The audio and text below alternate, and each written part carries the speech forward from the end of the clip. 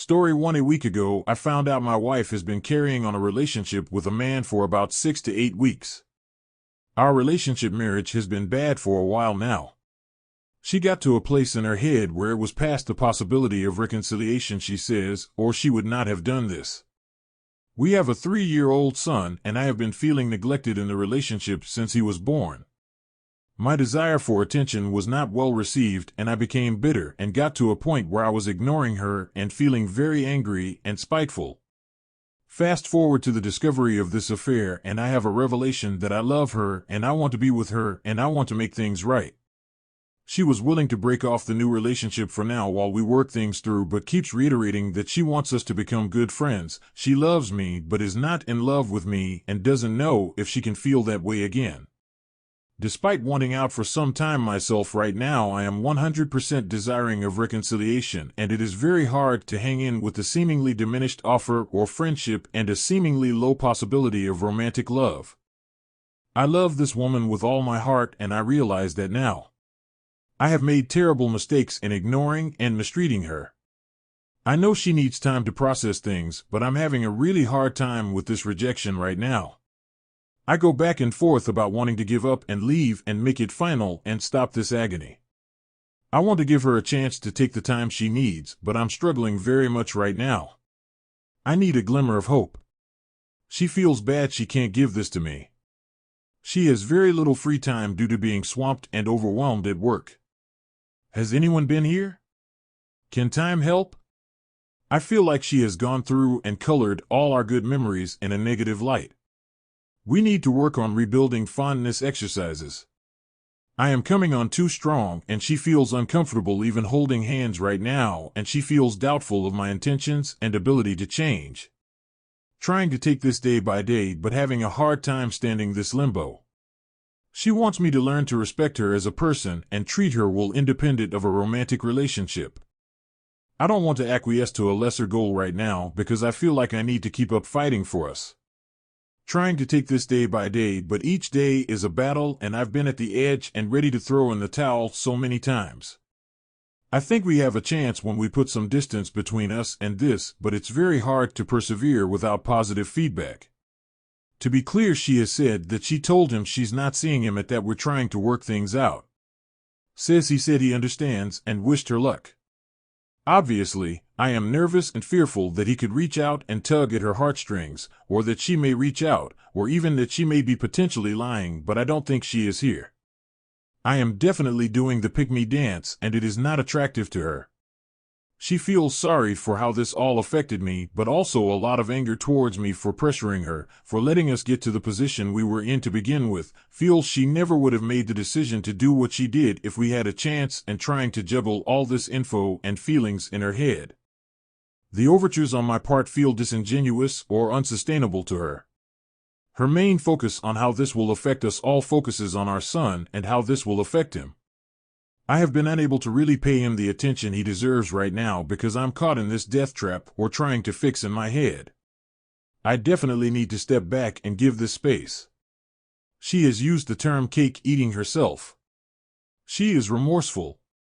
She is not so much self-pity that she was caught as she is self-pity that we were in such a negative state to begin with. Places that blame on me. There are some critical things I said that she harkens back to where I said I stopped trying, and when she tried to tell me her needs and I said she was being unreasonable. These are things like wanting to take care of her without feeling the need for reciprocity. Wanting to be treated like a princess. I tried to say it was an unfair standard. She saw I didn't think she deserved to be treated well. She has some real self-esteem issues. I don't think this was her trying to give herself an excuse at that time. Someone said be prepared to lose the relationship to save the marriage. What does this look like? I've been going back and forth between being overly doting and trying to instill in her fear or the end the way I saw it. Handing her back my ring, saying things I think will give her that OF. I don't actually want this reaction. This is maybe manipulative on my part, but I'm also on a roller coaster where I want to fight for R or leave at various points during the day or even a single conversation. She was willing to go to couples counseling with me. It starts 2 weeks from now, aka an eternity. I was reading about affair fog, and I think or hope this could be mitigated by some Gottman rebuilding fondness exercises. Maybe not. The possibility of a return to her rests in her indecisive hands right now. I am definitely giving off weakness and neediness right now, and she responds somewhat positively to that because she genuinely feels bad and cares about me, but it is not productive on the R front. I have been confiding a lot in her since this happened. It's like I don't have an unexpressed thought for feeling. It's maybe good to have a different outlet. She is worth putting some time in for. I need to work on accepting the situation for what it is and not repeatedly being reshocked that it is even real or feeling panicked into trying nonstop to problem solve and bombarding her with overtures. It's hard to live in this house right now with this going on, even though I did it for a long time thinking also that we had no hope and that I was just here for our son. Thanks all for the replies. I have a lot of conflicting wants right now. Of course I have complaints about the affair. It was her responsibility to end us first if that's what needed to be done, and she was too cowardly to do that. She also says this was done to meet her needs rather than something done to me, but the lies were done to me. Leaving me to watch our son alone for God knows how many hours while she met her needs. That is disrespectful to me as a person. She was feeling legitimately suicidal at one point, I think, and took extreme actions, but also kept this up and kept lying and deceiving. Not a one-time thing. I'm in a confused place, but yeah, I want to get through this in whatever way I need to and move on.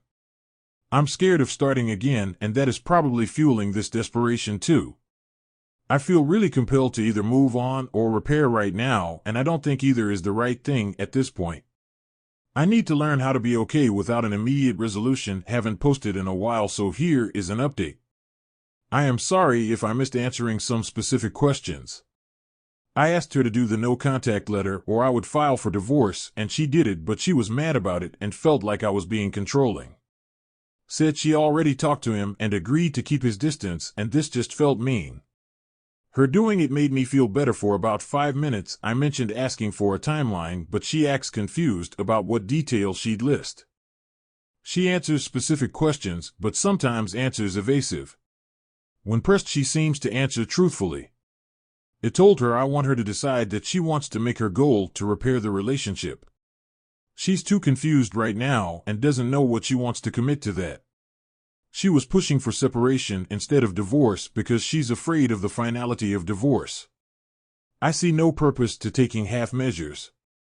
She has revealed to me that she has developed some kind of soul aversion to me where if I touch her romantically, she feels very uncomfortable like a stranger is doing it.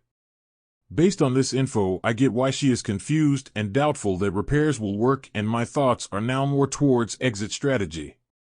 She has been abused in the park. Somehow was able to have enjoyable sex with the AP for the first time in her life. May have said this before. She has a friend who was a previous romantic interest. Stopped talking to him at my request 8 or 9 years ago because he was competing for my affections for her and it made me uncomfortable. Started talking to him again before the affair. His FB messages were what I found where she was conspiring with him to come up with lies to tell me about where she was. She sees him as a friend only and resented that she stopped talking to him because of me. She wants to keep him as a friend. I tried to be mature and go hang out with us all together.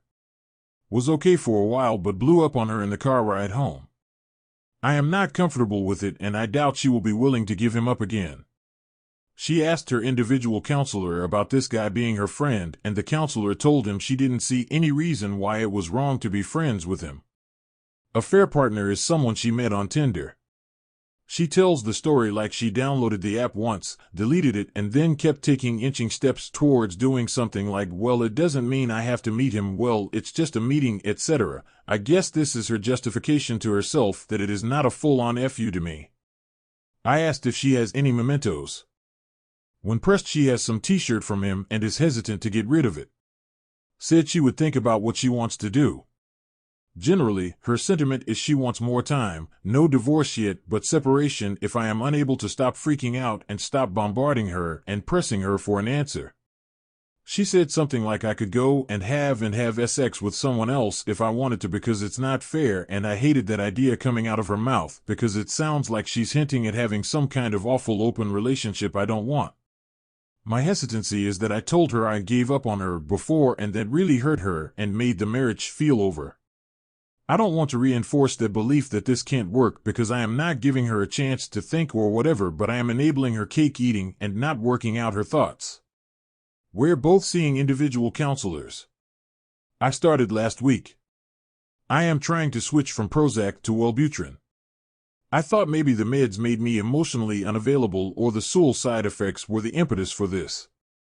Now I think this was probably the wrong move, but I guess we'll see how my mood improves on the new meds.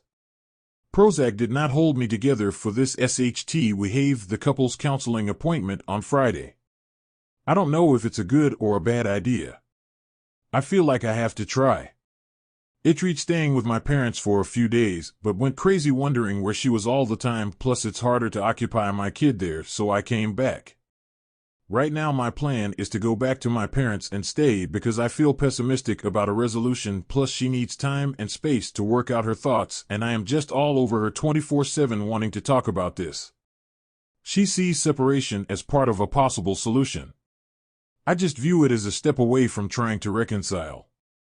Either way, I'm ready to do it for now. I don't know how long I should give before filing for divorce. Maybe something I should talk to my own counselor about. I don't want to do a nasty divorce because I don't want it to create a harmful environment for my child. I am willing to be reasonable and split stuff up. It's discouraging though because I have most of the money now and she has most of the profit potential in the future, so it puts me in bad shape. No reason to stay or anything though. It is what it is. Should say abused in the past, not the park. General question, would it still be beneficial for me to read the Shirley Glass book individually if we do not reconcile? The comment that she is abusing me has resonated with me since I read it. I agree, and I am angry, and I am thankful to have the anger instead of the hurt right now. Bag is packed and I don't plan on coming back, but I am very impulsive. Thanks for all the support. Story 2 original poster. This will probably be a long post and all over the place, but got to start somewhere. About 8 months ago, my wife decided to start staying up later and later on Discord playing a game. Very popular collection game that is literally never ending.